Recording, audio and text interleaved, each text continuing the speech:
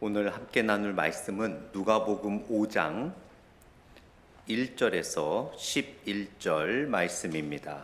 누가복음 5장 1절에서 11절 말씀. 사순절을 맞이해서 특별히 복음서에 예수님의 말씀과 또 행적의 말씀을 나누고 있습니다. 누가복음 5장 1절에서 11절 말씀, 신약 95페이지 정도가 될 것 같습니다. 제가 1절 읽고 여러분들이 2절 읽으시면서 11절까지 교독하겠습니다. 제가 먼저 1절 읽습니다. 무리가 몰려와서 하나님의 말씀을 들을새 예수는 게네사렛 호숫가에 서서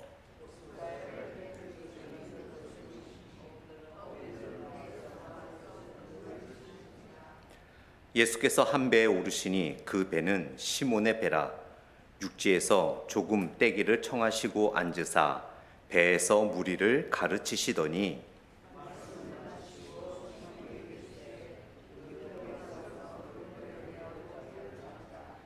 시몬이 대답하여 이르되 선생님, 우리들이 밤이 새도록 수고하였으되 잡은 것이 없지만은 말씀에 의지하여 내가 그물을 내리리이다 하고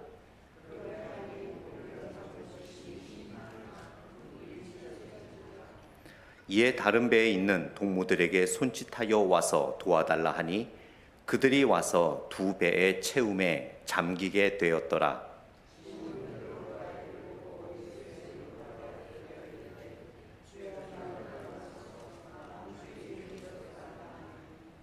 이는 자기 및 자기와 함께 있는 모든 사람이 고기 잡힌 것으로 말미암아 놀라고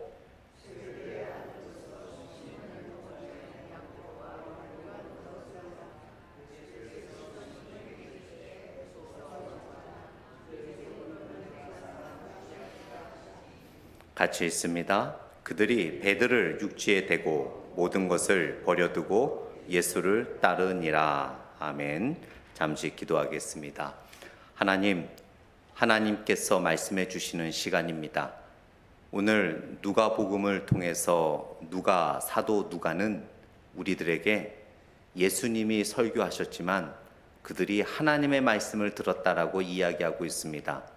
지금 이 시간 부족한 종이 말씀을 전하지만 이것은 저의 말씀이 아니라 하나님의 말씀임을 기억하고 전하는 저나 듣는 우리 모든 성도들이 하나님 앞에 겸비한 마음으로 하나님의 뜻을 잘 받는 시간 되게 하여 주옵소서. 우리의 마음의 평안과 또 기쁨이 말씀으로 충만케 하시고 우리들의 삶의 앞길이 하나님의 말씀의 빛으로 밝히 보여지게 하여 주옵소서. 예수님 이름으로 기도드렸습니다. 아멘. 지난주 주일날 예배를 마치고 제가 한글학교 마무리하는 것을 확인하고 급하게 행사가 있어서 이곳을 떠났습니다.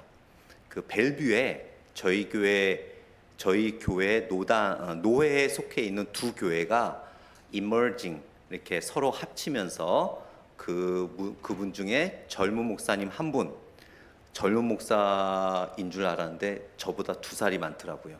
어딜 가나 제가 막내예요. 항상 막내예요. 그분이 이제 담임 목사님으로 위임식을 하는 그러한 모임에 갔습니다. 노회 여러 목사님들이 오셨죠. 축사도 하시고 권면도 하시는데 어떤 목사님이 그런 말씀을 하시는 거예요.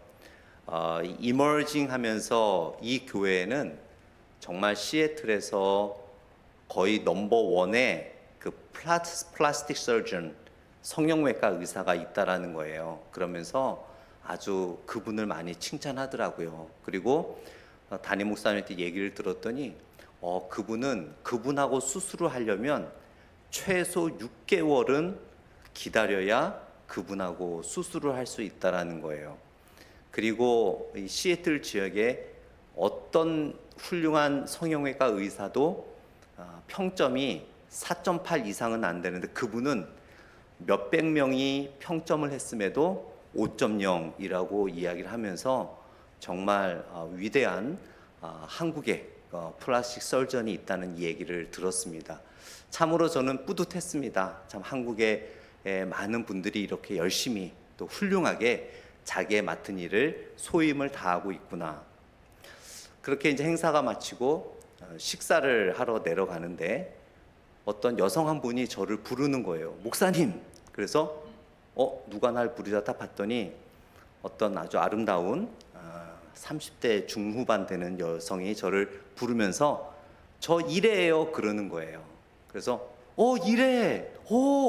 여기 어떻게 있지? 그랬더니 목사님께서 우리 아기 유아 세례 주셨잖아요. 그치, 내가 이삭이 유아 세례 줬지.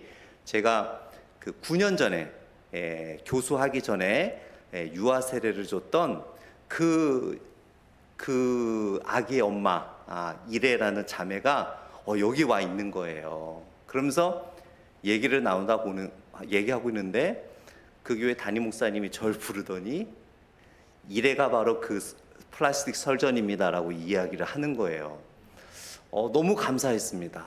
제가 9년 전에 그 클리브랜드 클리닉에 레지던트로 와서 열심히 그 신앙생활 하던 그 자매 아이에게 제가 유아 세례를 줬고 또 10년이 됐는데 그 사진을 아직도 갖고 있는 거예요. 그래서 그 사진을 절 보여주면서 목사님 이거 보세요. 목사님이 우리 아이 유아 세례 주신 거 목사님 어쩜 이렇게 똑같아요라고 하면서 너무 반가워하더라고요.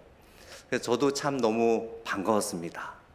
이렇듯 참 우리가 어디를 가든 참 누구를 만날지 또 참 예상하지 못하는 만남들이 있는데요. 오늘 본문에 보면 베드로가 정말 인생에서 최고의 터닝 포인트, 인생이 완전히 달라지는 그 한 분을 만나는 이야기가 바로 오늘 본문의 이야기입니다. 그래서 오늘 본문의 이야기를 통해서 저는 낚인 자가 낚는 자가 되다라는 제목으로 베드로가 예수님에게 낚였잖아요. 낚인 자가 어떻게 됐어요? 예수님으로부터 이제 사람을 낚는 어부가 되라라고 말씀하지 않았습니까? 그래서 여러분들은 이미 예수님을 만나신 분인 줄 믿습니다. 그런데 만난 것뿐만 아니라 예수님에게 더욱 낚여서 정말 예수님이 우리를 구원해 주신 궁극적인 목적인 사람을 낚는 그러한 참된 예수님의 제자로서 다시 한번 우리의 신앙의 옷깃을 여미는 그런 시간이 되기를 원합니다. 오늘 본문을 통해 우리가 알 수 있는 것은 베드로가 낚인 자에서 낚는 자가 될 수 있었던 것은 바로 하나님의 말씀 앞에 모든 것을 내려놓을 수 있었기 때문입니다. 오늘 바로 1절에서 7절까지의 말씀이 그것을 우리들에게 가르쳐 주고 있지요. 오늘 4절 말씀을 보니까 예수님께서 말씀을 마치시고 시몬에게 이르시되 깊은 데로 가서 그물을 내려 고기를 잡으라라고 이야기를 하고 있습니다. 그러면서 시몬이 대답하여 이르되 이렇게 말하고 있죠. 선생님, 우리들이 밤이 새도록 수고하였으되 잡은 것이 없지만은 말씀에 의지하여 내가 그물을 내리리다. 여기서 여러분 그물을 내리리다라는 말씀에 굉장히 중요한 의미가 있어요. 베드로는 단지 그물을 내렸지만 사실은 베드로에게 그물을 내린다는 것은 단순한 그물만 내린 게 아니에요. 전에도 비슷한 말씀을 통해 나눈 적이 있지만 예수님은 직업은 목수였습니다. 베드로는 수십 년간 이 지역에서 고기를 잡았던 베테랑 중에 베테랑인 어부였지요. 고기를 한 번도 낚아보지도 못했던 목수인 예수가 베테랑 중에 베테랑 어부인 베드로에게 더 깊은 데로 가서 고기를 잡으라고 했을 때 베드로가 그 말씀에 순종하여 그물을 내린다는 것은 바로 자신의 자존심을 내리는 것과 같았어요. 자신의 상식을 내려놓는 것과 같았습니다. 자신의 경험을 내려놓는 거와 같았어요. 그런데 여기서 보면은 예수님께서 얕은 데 가지 않고 깊은 데라고 말씀하셨잖아요. 그러니까 그냥 일시적으로 베드로가 예수님이 그렇게 이야기하니까 잠시 내려놨다가 다시 가지려고 하는 마음이 아니라 진짜 깊은 곳에다가 자신의 자존심을 내어버렸어요. 깊은 곳에 자기의 경험을 내려놓았습니다. 깊은 곳에 자신의 지식을 내려놓았어요. 깊은 곳에 자신의 그런 위치를 내려놓았습니다. 여러분, 우리가 예수님에게 참된 제자로 낚이고 또 사람을 낚는 참된 어부가 되기 위해서는 그냥 잠시 내려놓았다가 필요할 때 다시 주우려는 그러한 얄팍한 생각이 아니라 베드로처럼 영영 다시 잡을 수 없을 각오로 깊은 곳에 우리의 자존심과 우리의 경험과 우리의 지식과 우리의 모든 것을 내어놓을 때 우리는 예수님에게 참된 사람을 낚는 어부로서 낚는 자가 될 줄 믿습니다. 그런데 베드로가 이렇게 이야기를 하죠. 5절 말씀을 다시 보게 되면, 선생님, 우리들이 밤이 새도록 수고하였으되, 이게 첫 번째예요. 잘 기억하셔야 돼요. 두 번째 대답은 말씀에 의지하여 내가 그물을 내리리이다. 이것을 여러분 한꺼번에 보지 마시고 한번 나눠서 보세요. 예수님께서 지시했을 때 베드로의 첫 번째 대답은 우리들이 밤이 새도록 수고하였으되 잡은 것이 없었습니다. 이것은 어부로서 이야기를 하는 거예요. 어부로서, 어부의 삶으로서, 단순한 어부 인간의 베드로의 모습입니다. 그렇죠? 어부로서 나아가서 고기를 잡았는데 밤새도록 못 잡았다는 거예요. 그리고 이 당시에 고기들은요, 어부들이 한밤중에 고기를 잡았어요. 왜냐하면 이게 빛이 그 물에 들어오고 해가 뜨면 물고기들이 그물을 분별을 해요. 밤에 그물을 던져야 물고기들이 그물을 못 보기 때문에 그물에 많이 걸립니다. 그래서 한밤중에 동이 트기 전에 고기를 잡아야 당연히 많이 잡을 수 있거든요. 그리고 낮에는 잘 안 잡힙니다. 그거를 수십 년 동안 고기를 잡아왔던 베드로는 너무나 잘 알았던 거예요. 그래서 베드로의 첫 번째 대답은 어부로서, 단순한 인간으로서 인간적 경험과 인간적 지식과 인간적 사회성과 인간이 추구하는 모든 것을 포함한 인간의 최고의 지식으로 대답을 먼저 했던 거예요. 선생님, 우리들이 밤이 새도록 수고하였을 때 잡은 것을 없었습니다. 그런데 그것으로 끝나지 않았죠. 그 다음이 중요한 거예요. 없지만은 두 번째 대답, 말씀에 의지하여 내가 그물을 내리리이다. 이것은 이제 낚인 자가 아닌 낚는 자가 되기 위한 첫 번째 발걸음을 띄는 베드로의 대답이었습니다. 만약 베드로가 선생님, 우리들이 밤이 새도록 수고하였을 때 잡지 못했습니다. 그래서 예수님이 그렇게 우리들한테 지시하더라도 안 잡을래요. 내일 밤에 다시 와서 잡겠습니다. 그게 더 좋은 방법인 것 같아요. 그게 더 커먼 센스입니다. 예수님은 그냥 대패질이나 하고 못이나 받고 하기 때문에 물고기 떼가 언제 모이는지 잘 모르시는 것 같은데 제가 많이 잡아봤거든요. 그러니까 내일 밤에 오늘 밤에 다시 와서 저 깊은 데 가서 할게요. 지금은 안 돼요. 라고 말하지 않고 없지만은 말씀에 의지하여 내가 그물을 내리이다. 여러분, 우리가 참된 예수님의 제자, 그리고 진심으로 하나님께서 우리를 구원해 주신 사람을 낚는 어부의 삶을 살기 위해서 이렇게 두 번째 단계까지 나아가야 돼요. 하나님께서 우리에게 무엇인가를 요구하실 때, 하나님께서 우리에게 어떠한 상황을 주셨을 때 우리는 말씀을 의지한다라고 기쁘고 즐겁고 모든 일이 순조롭게 잘 될 때는 우리는 쉽게 얘기합니다. 말씀에 입각해서, 말씀에 의지하여, 말씀에 순종하여. 그러나 일이 좀 꼬이고 뭔가 안 되고 비상식적인 일들이 자꾸 벌어지고 그럴 때 우리는 말씀에 의지하여가 아니라 내 삶에 보면, 내 경험에 의하면, 내 생각에 의하면, 누구의 말에 의하면 말씀은 전혀 우리 앞에 없는 것을 보게 돼요. 참으로 예수님에게 낚여 또 사람을 낚는 참된 어부가 되기 위해서는 여러분, 우리는 말씀에 의지하는 삶을 살아가야 될 줄 믿습니다. 그런데 모든 것이 순조로울 때 누구나가 다 말씀에 의지하기는 쉬워요. 그러나 오늘 베드로처럼 너무나 일이 꼬여갈 때, 너무나 모든 것이 상식에 어긋날 때, 정말 예수님께서 말도 안 되는 것을, 하나님께서 말도 안 되는 것을 말씀을 통해, 내가 기도하는 중에, 또 목회자를 통해 요구하실 때 우리는 그때도 모든 것을 내려놓고 말씀에 따라 내가 그렇게 하겠습니다라는 그러한 마음 자세로 살아갈 때 우리는 참된 사람을 낚는 어부가 될 줄 믿습니다.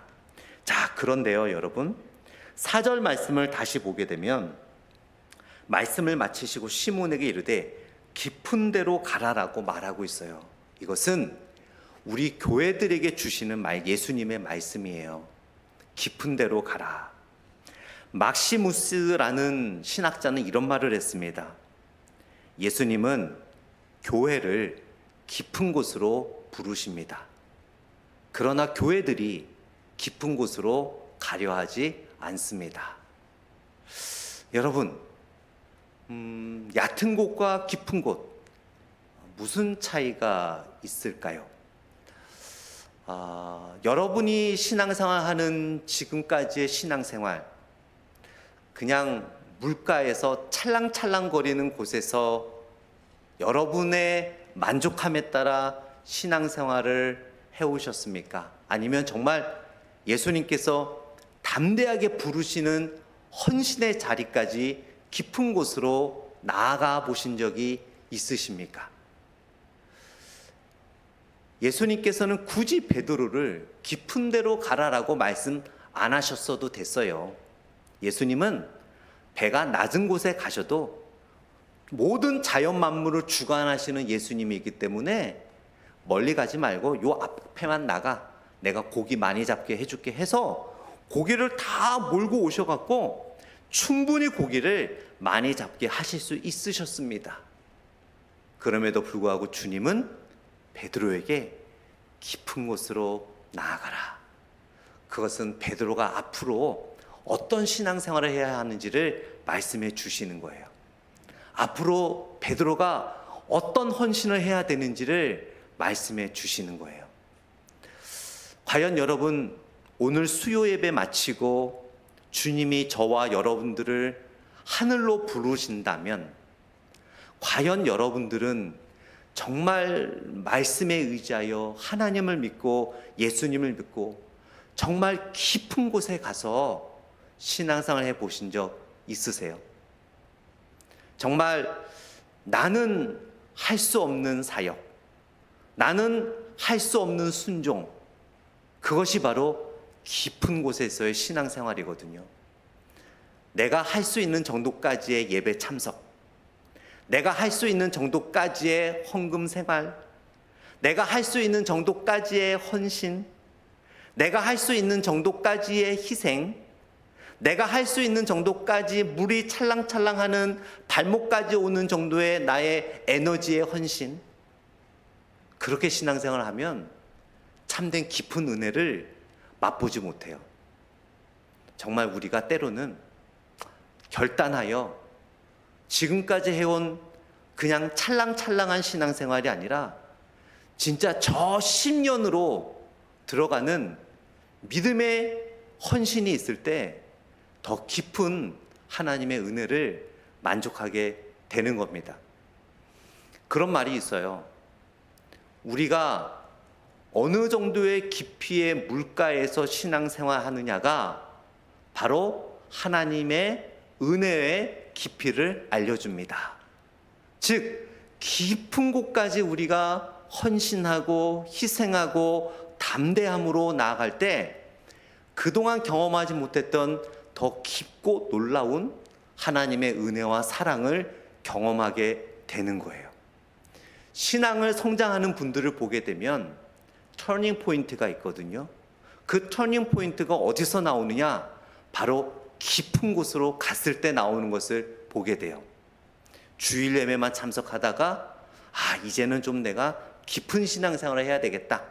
새벽 예배도 수요 예배도 참석하면서 하나님의 깊은 은혜를 누리게 돼요. 내가 주일날 예배만 드리고 그냥 교회를 떠났는데 이제는 좀 더 머물면서 내가 교회를 위해 헌신하고 도와줄 일은 없는지 보면서 헌신하고 도우면서 하나님의 더 깊은 은혜를 깨닫게 됩니다.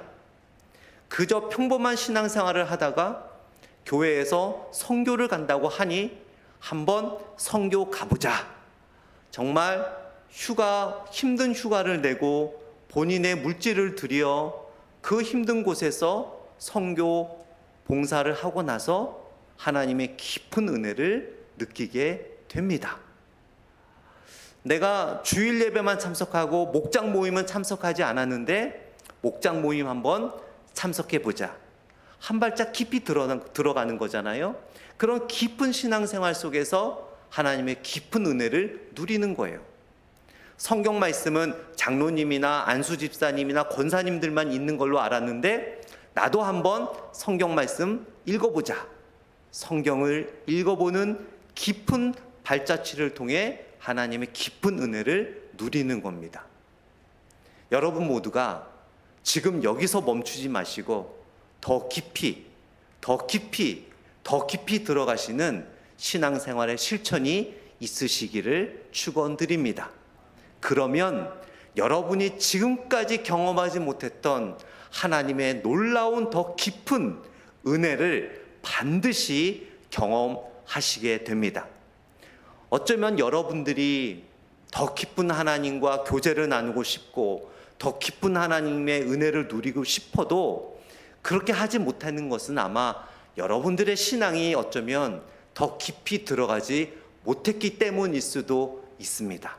한번 이번 사순절을 지내면서 여러분 다른 사람과 비교하지 마세요. 다른 사람에 비하면 여러분들이 좀 더 깊은 신앙생활을 하고 있을 수 있어요. 그렇지 않겠습니까? 그러나 거기에 만족해서는 안 돼요. 우리의 기준은 예수 그리스도입니다. 그래서 바울은 그리스도를 본받으라라고 말씀하셨잖아요. 근데 우리의 기준은 항상 누구예요? 나보다 조금 못한 사람. 그러니까 늘 우리는 나보다 조금 못하거나 나와 비슷비슷한 사람하고 신앙생활을 비교하니까 늘 어때요? 잘하는 것 같아요. 그 사람보다는 잘하거든요. 우리의 기준은 그분이 아니에요. 우리의 기준은 누구예요? 예수 그리스도. 천국 갈 때까지 아무리 깊은 곳으로 가도 그리스도의 깊음까지는 우리는 나아갈 수 없어요. 따라서 우리는 깊은 곳에 나아가야 됩니다. 또한 이 말씀은 막시무스가 얘기했던 것처럼 우리 시애틀 평강 장로교회에게 주시는 말씀이에요. 예수님께서는 우리 시애틀 평강 장로교회가 좀 더 깊이 들어가는 큰 믿음의 배가 되기를 원하시는 거죠. 베드로가 배를 타고 나아가지 않았습니까? 우리 시애틀 평강 장로교회가 그냥 여기서 멈추는 것이 아니라 여러분 좀 더 깊이 들어가야 돼요.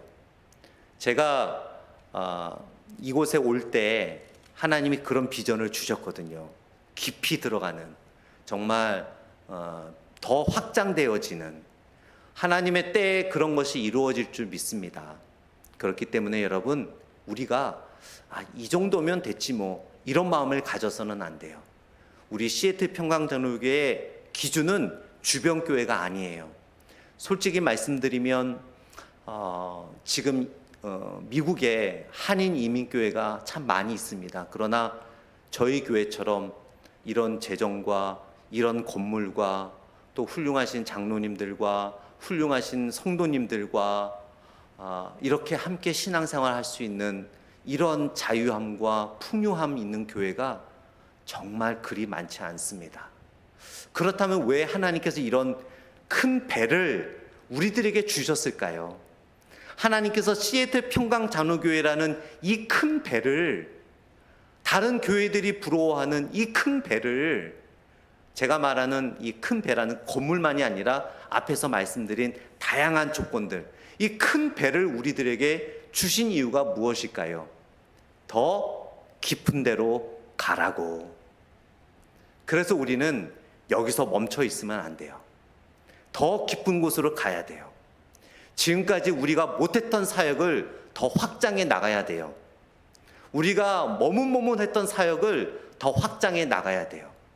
그래서 우리의 그물을 기다리고 있는 그 고기들을 잡아야죠. 우리 시애틀 평강장로교회라는 배를 기다리는 자들에게 복음을 전해야죠. 그것이 이 지역일 수 있겠고, 그것이 선교지일 수도 있는 것입니다. 여러분, 여러분이 깊은 데로 나아가실 때 우리 교회가 더 깊은 곳으로 나아가게 될 줄 믿습니다. 큰 배일수록 깊은 곳으로 가야 그 역할을 감당해요. 배가 크면 클수록 얕은 곳에 있잖아요. 암초에 걸려요. 모래바닥에 걸려서 움직이지를 못해요. 거기에 그냥 머무르게 되는 거예요. 역사에 빠지게 되는 거예요. 현실에 안주하게 되는 거예요. 큰 배일수록 깊은 곳으로 나가야 그 배의 역할을 감당할 수 있는 것입니다. 우리 모두가 깊은 곳으로 나아가서 하나님께서 여러분 개인에게 또 우리 교회에게 주신 그 비전과 역할을 감당해 나가는 여러분과 우리 교회가 되기를 간절히 축원드립니다. 두 번째로 오늘 본문을 통해 우리가 기억해야 될 것은, 베드로가 낚인 자에서 낚는 자가 될 수 있었던 것은 바로 가득 찬 물고기들만을 본 것이 아니라 그것을 이루어 주신 예수님에게 초점을 맞췄기 때문이에요. 8절과 10절 말씀을 보게 되면은요, 시몬 베드로가 이를 보고 예수의 무릎 아래 엎드려 이르되 주여 나를 떠나소서 나는 죄인이로소이다. 여러분 보세요. 밤새도록 물고기를 한 마리도 못 잡았어요. 그런데 동이 트는 시점, 물고기가 절대 안 잡히는, 그 동이 터서 빛이 물속에 들어와서 물고기들이 그물을 보고 피해 다니는 그 시간에 엄청나게 많은 상식을 초월한 그런 물고기를 잡은 거예요. 물고기를 잡았을 때 그 베드로가 혼자 그물을, 그 주변 사람들과 그물을 기울 수 없으니까 다른 사람까지 다 오라 그래서 그물을 올리지 않았습니까? 그 사람들은 뭘 봤을까요? 예수님을 안 봤죠. 그 사람들은 무엇에 초점을 맞췄을까요? 어디에 눈이 완전히 돌아갔을까요? 물고기죠, 물고기. 우와, 물고기 봐. 우와, 물고기 봐. 그러나 베드로는 물고기를 안 봤어요. 누구를 봤어요? 물고기를 잡게 해주신 예수님을 바라봤어요.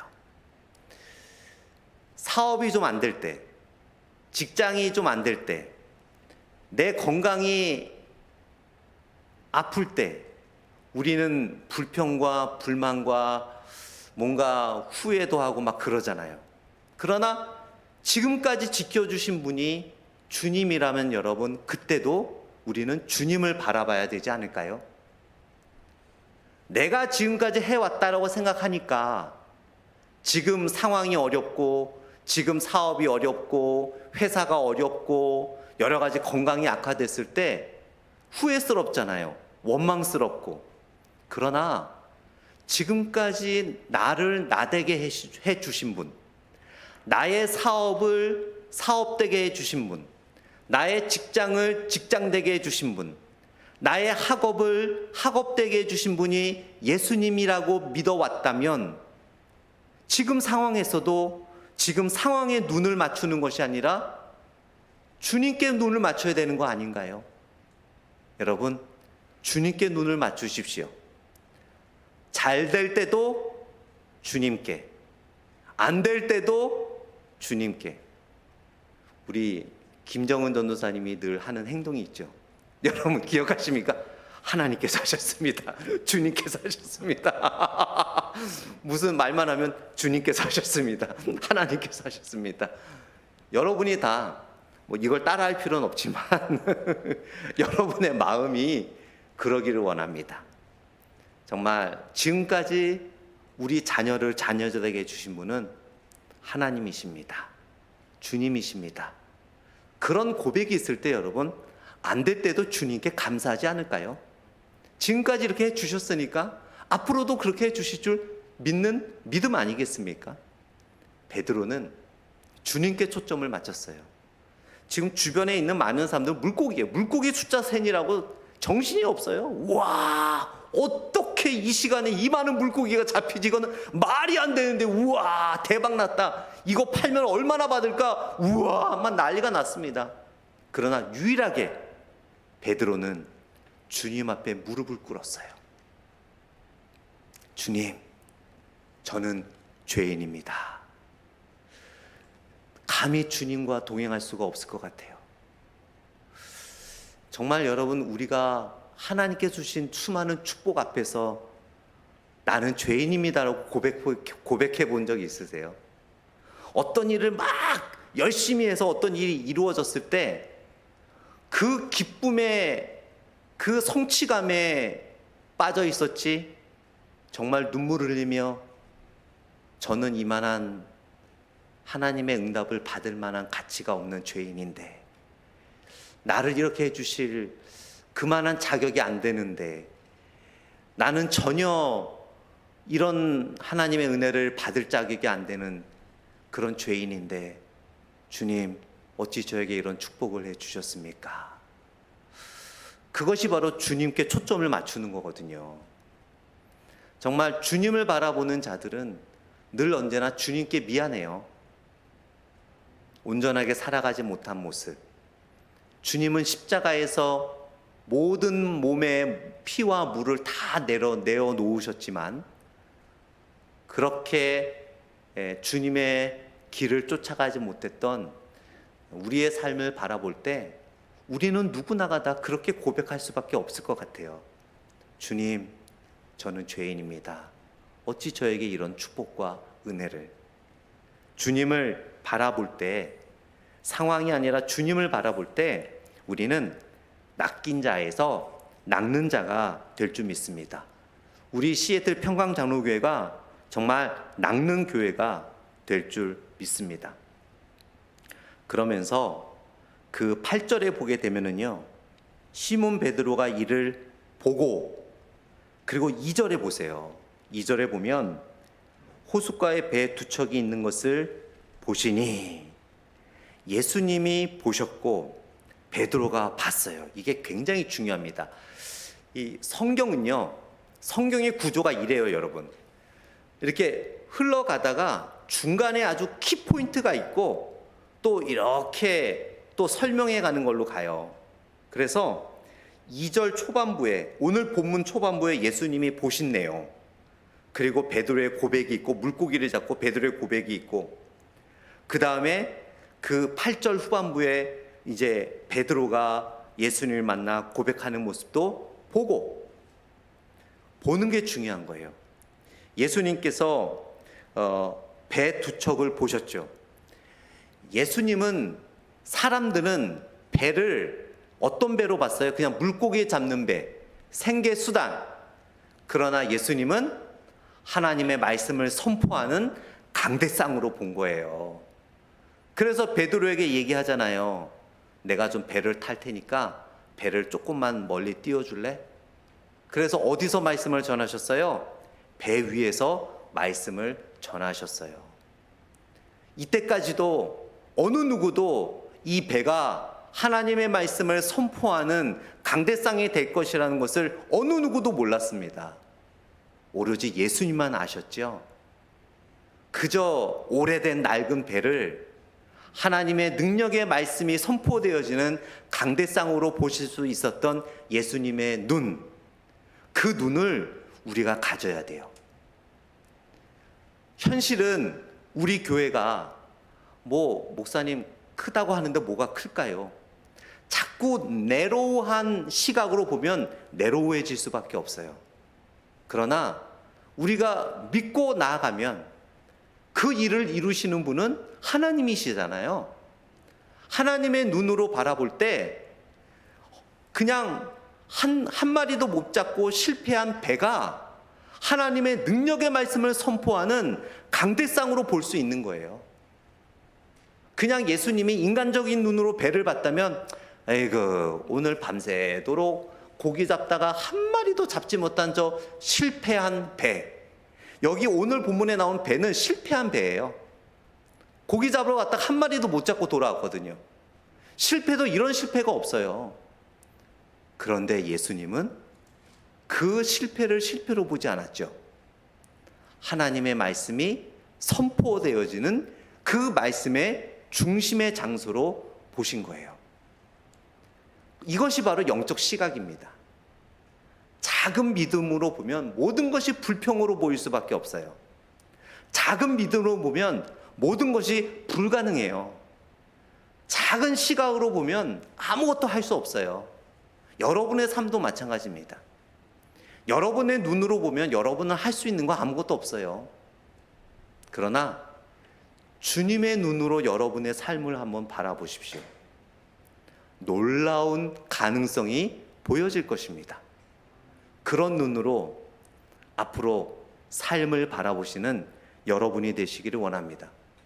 그런 눈으로 바라볼 때 정말 이 낡은 실패한 배가 하나님의 말씀을 선포하는 강대상으로 사용되었던 것처럼 여러분의 그 아무것도 아닌 것처럼 보였던 그 기술이 놀라운 사람을 낚는 어부로서 쓰임받을 수 있다라는 거죠. 여러분의 그 헌신이, 여러분의 그 작은 헌금이, 여러분의 작은 예배가 정말 큰 놀라운 일을 행할 수 있는 믿음의 실천이 될 수 있다라는 그러한 시각을 가지시기를 바랍니다. 그러면서 11절 마지막으로 이제 베드로가 믿음으로 예수님을 따라가고 고백하게 되죠. 11절에 그들이 배를 육지에 대고 모든 것을 버려두고 예수를 따르느니라. 그렇습니다. 정말 낚인 자에서 끝나는 것이 아니라 요즘에 크리스찬들이 낚인 자들은 많아요. 주님께 나아온 자들. 그러나 이제 낚는 자가 되어야 되는데 정말 주님께서 우리를 낚은 이유는 사람을 낚는 자가 되라고 우리를 낚으셨는데 여전히 낚인 자에서 끝나는 성도들이 많다라는 거죠. 베드로처럼 낚는 자가 되기 위해서 우리는 모든 것을 버리고 내려놓는 그러한 삶을 살아갈 때 우리 모두가 낚는 자가 될 줄 믿습니다. 우리 시애틀 평강장로교회가 깊은 데 가서 낚는 일을 하기 위해서는 버릴 거는 버려야 되겠죠. 그것은 하나님이 아시는 거고 당장 뭘 버려야 되겠다 그게 아니에요. 그래서 2층에 가서 막 버리고 그러지 마세요. 제가 말씀드리는 것은 이제 우리가 우리의 비전과 또 깊은 데로 가는데 우리의 마음을 펼치지 못하는 것들이 있다면 그런 것들을 우리가 다 버리고 정말 이제 올해 부활절 이후에는 이 얼마나 큰 배입니까? 여러분 꼭 방주 같지 않아요? 이렇게 나무로 다 돼 있고 이 시애틀 평강장로교회라는 이 큰 방주가 정말 깊은 데로 가서 정말 우리 배를 기다리는 그런 복음을 기다리는 많은 이들을 낚는 여러분들의 삶, 또 저의 삶, 우리 시애틀 평강장로교회 되기를 간절히 축원드립니다. 기도하겠습니다. 이 시간에 피아노 반주에 맞춰서 우리 잠시 기도할 텐데요. 오늘 말씀을 생각하면서 하나님의 말씀 앞에 모든 것을 내려놓습니다. 또 깊은 데로 가기를 원합니다. 이제 좀 더 깊은 데로 가는 나의 신앙, 우리 교회 되게 하여 주옵소서. 또 가득 찬 물고기가 아니라 주님을 바라봤던 베드로처럼 주님을 바라보게 하여 주옵소서. 또 베드로가 모든 것을 버리고 예수님을 따라갔던 것처럼 내가 아직 예수님을 온전히 따라가지 못하는 이유는 아직도 무엇인가를 제가 쥐고 있기 때문이 아닙니까? 하나님, 그것조차도 다 내어놓고 주님을 온전히 따라가는 나의 삶, 우리 시애틀 평강전후교회 되게 하여 주옵소서. 이 제목으로 말씀 묵상하며 함께 같이 기도드리겠습니다.